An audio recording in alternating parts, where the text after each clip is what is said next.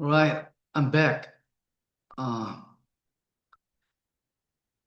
Rome's method of controlling tribes. This is the content of the chapter 4. Rome's method of controlling was a combination of like this, the carrot and the stick, rather than sheer force. They engaged in peaceful trade, but would launch preemptive strikes to eliminate threats if a rebellion was suspected. By the fourth century, Roman border management integrated economic, political, and social facets, um, fostering mutual interests through trade, recruiting outsiders into Roman army and granting them social privileges. And the third one is taking the sons of blacklist tribal leaders as hostages to be educated in Rome. This served as both a safeguard and a way to Romanize the next generation. This mirrors how modern superpowers like the United States exercise influence, using a mixture of educational soft power, economic incentives, and military interventions. So yeah, like I told you, the border was not like the simplified version of the scenes, just fighting or something like that. But um, this is more historically accurate to describe the forces of many factors there and Roman strategy toward the Germanic tribes, just like this. And so anyway, and this chapter 4 is titled is the power of money.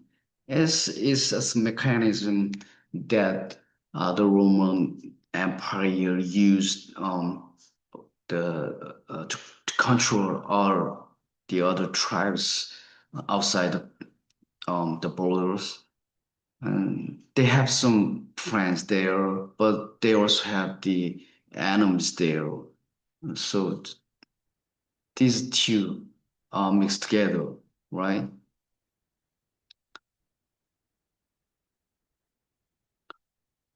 In the 357 at the Battle of Strasbourg, um, the Emperor Julian, in English Julian, but in Latin Julianus, and 13,000 Roman troops defeated 35,000 Alemanni tribesmen. Alemanni is one of the German tribes, and there are many names there, and they're kind of the unique names, but there are like the unions of the some tribes. Anyway, while Roman losses were minimal only in that battle, the only 247 Roman soldiers were dead. It's quite minimal. However, the Alemanni suffered thousands of casualties. At first glance, Roman military superiority seemed as absolute as it had been under Caesar or Caesar 500 years ago. However, the authors highlight a crucial difference. In Caesar's time, defeated tribes were usually annihilated or absorbed. By the fourth century, however, the Alemanni remained politically intact even after a crushing defeat, regrouping to resist again. Oh, things have been changing compared to the previous the battle between the Roman Empire and the Germanic tribes. Um, the differences can be shortened like this. The barbarian organizational power had reached a new level.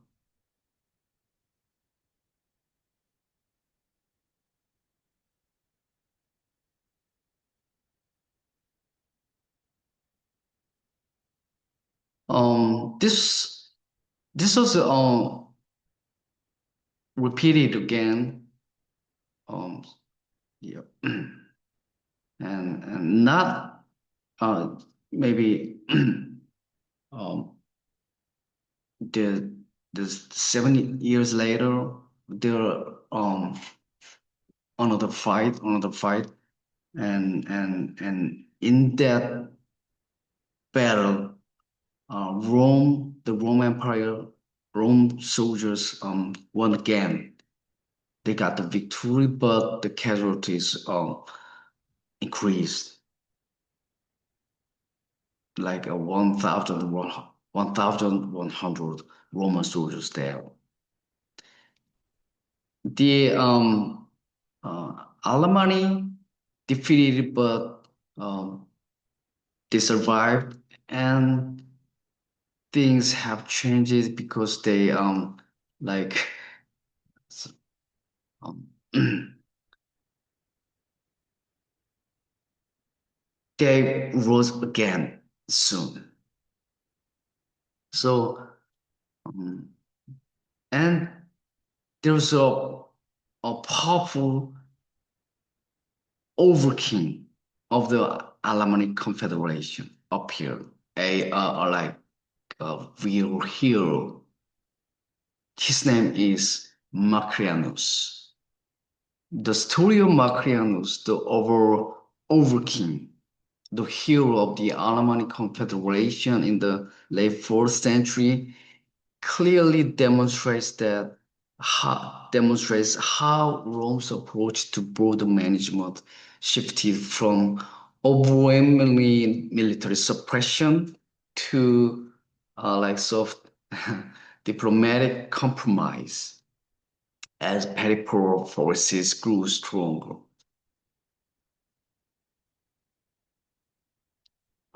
This story is quite interesting. It shows the change of the Roman Empire and their strategies to against the German tribes.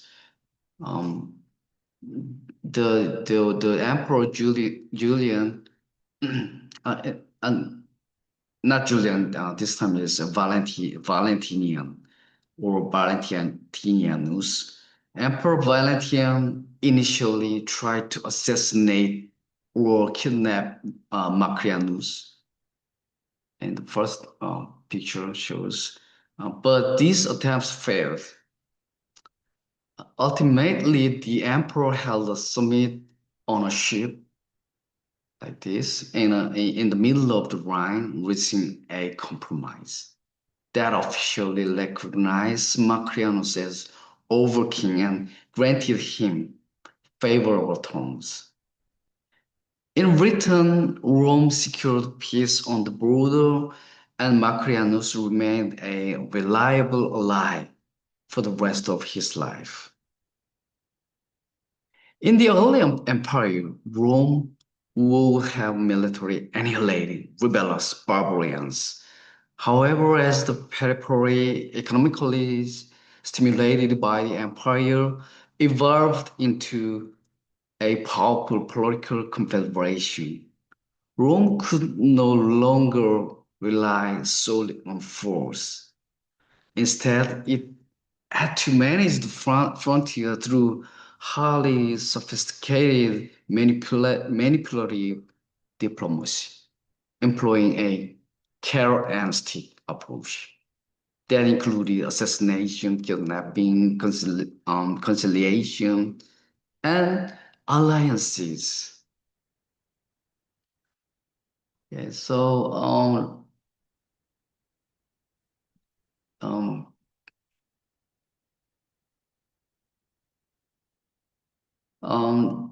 The way the Roman core changed its strategy to deal with the rising power of the periphery, represented by Macrianus. And that is a clear sign that political and economic power balance between the center and the provinces that was undergoing a major shift, core and periphery.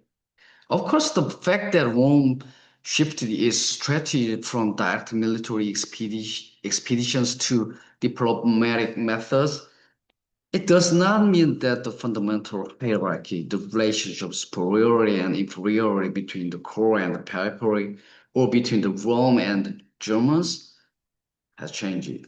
It does not mean that kind of change.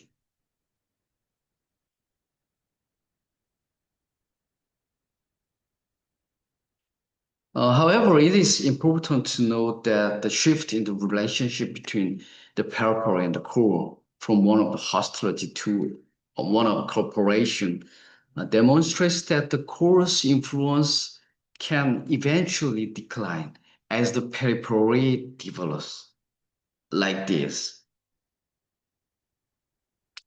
This evolution suggests that the very growth of these outlying regions can lead to a gradual erosion of the core's dominance. Um, we will see in the following chapters, the authors implies that China and India is like just like this, as periphery, kind of periphery of the core, the Western, the U.S. leading Western um, empire. Things have changed. Peripheries like India, China is growing, and the center of the Western Empire is like in decline. Like the authors provides other cases from India and Africa. As of right now, I will skip the African cases and focus exclusively on India. Um, and during the 19th century and the 20th centuries, India and Africa served as peripheries to Western core. In modern times, the Industrial Revolution changes the game.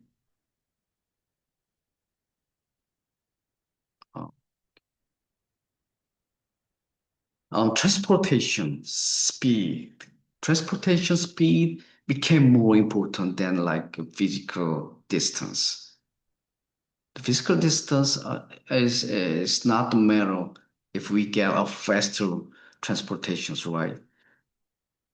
The advancement in transportation and increased speed of logistics meant that the periphery, including regions like India, was granted was granted greater opportunities for growth and development. Essentially, as the barriers of distance were lowered, these outlying regions could integrate more deeply into the global network, eventually rivaling established one. Core. And other things, um, Indian people has a like deep foundation cultural traditions that exceeds this phenomenon.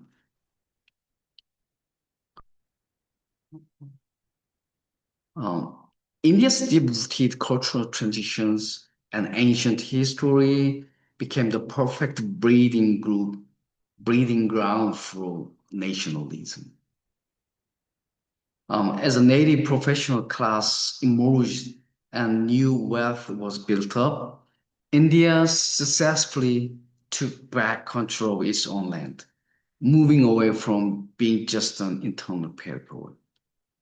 Yet, even with the dawn of decolon decolonization, the old Western imperial powers didn't just walk away. They found new ways to keep their grip on the paper through a different kind of institutional structure, specifically um, this called Bretton Woods system. Let's take a closer look at how they worked, the Bretton Woods system. After World War II, Bretton Woods Conference shifted the global center from the British pound to the US dollar. As the World War II was drawing to a close, the US government convened a conference of allied representatives in Bretton Woods. This is a regional town in New Hampshire in the United States. The goal was to the goal of this conference was to draft a blueprint for the post-war global economy. At this meeting, John M. Keynes represented Britain, while Harry Dexter White represented the United States. Both men agreed on the necessity of a single standard currency to increase the liquidity of exchange and trade, moving past the stagnation of the Great Depression era. They also agreed that this currency must be backed by gold to ensure its stability and credibility. However, a conflict arose over which currency would take the lead. Keynes advocated, of course, for the predominance of the British pound, while White pushed for the US dollar, aiming to shift the center of the global finance to America. As you well know, the world wars caused a massive migration of wealth toward the United States. Notably, fourth-fifth of the world's gold reserves were held by the US at the time.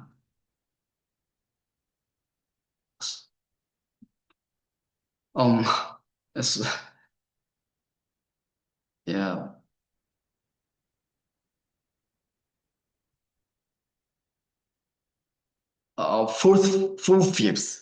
four-fifths of the world's gold reserve were held by the US at the time. It's quite amazing, right? And so, consequently, the Bretton Woods Agreement was signed and the world officially entered the era of the dollar. By anchoring the dollar to gold and establishing the IMF, GATT, and the UN, the US created a new international order. This is modern parallel to the economic hegemony Rome once had. You guys are familiar with these organizations, right? The United Nations and the International Monetary Fund and General Agreement of Tariffs and Trade.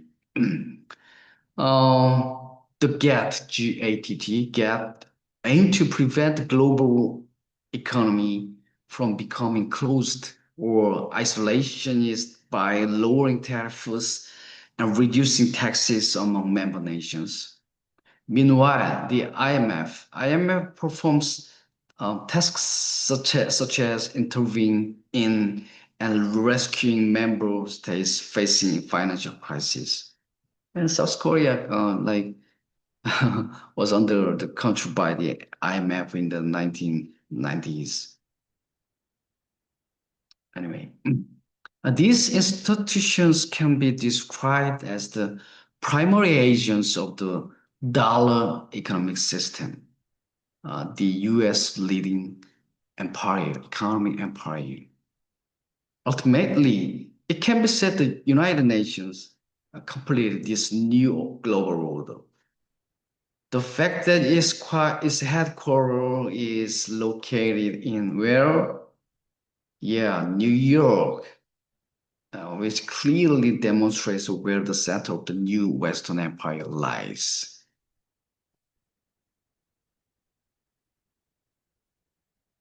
This is the headquarters of the UN, United Nations. And,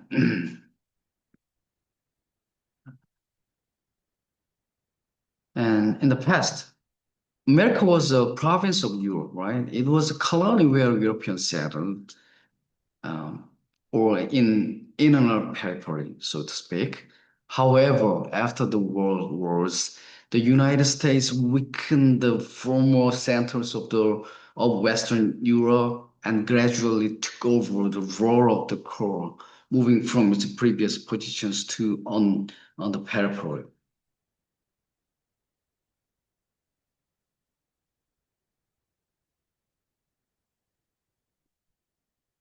And as the world's currency transitions to dollar, the center of the global economy steadily shifted from Britain to the United States. While London remains a significant global financial hub even today, um, its status as the absolute center was surrendered to New York in the United States. The statistics tell a stark story. In 1945, 90% of the world's foreign exchange reserves were held in pounds sterling and deposited in British banks. By 1970, however, three quarters, 75% of those reserves had been replaced by the dollar and were deposited in New York. This massive influx of capital provided the United States with a unique exorbitant privilege. The American government could lend these funds at low interest low interest rates to its own states, its own people, enabling massive domestic investment and granting the nation immense fiscal advantages that were unavailable to any other country. Such a privilege as the center of uh, at this or the core of this economic world. All right.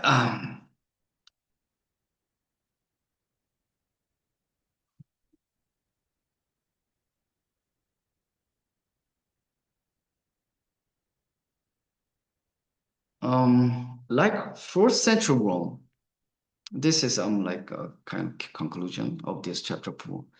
Like fourth century Rome, the post 1945 West, the Western Empire was still largely managed to control the more robust clients in its inner periphery, using the financial regime established at Bretton Woods and the exorbitant privilege of the US dollar, the modern West successfully maintained economic control over paper countries emerging from decolonizations. As a result, both the Roman and modern Western empires saw their own internal prosperity blossom as never before.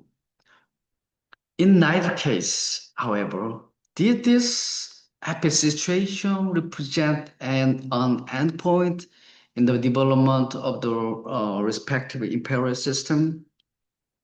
Um,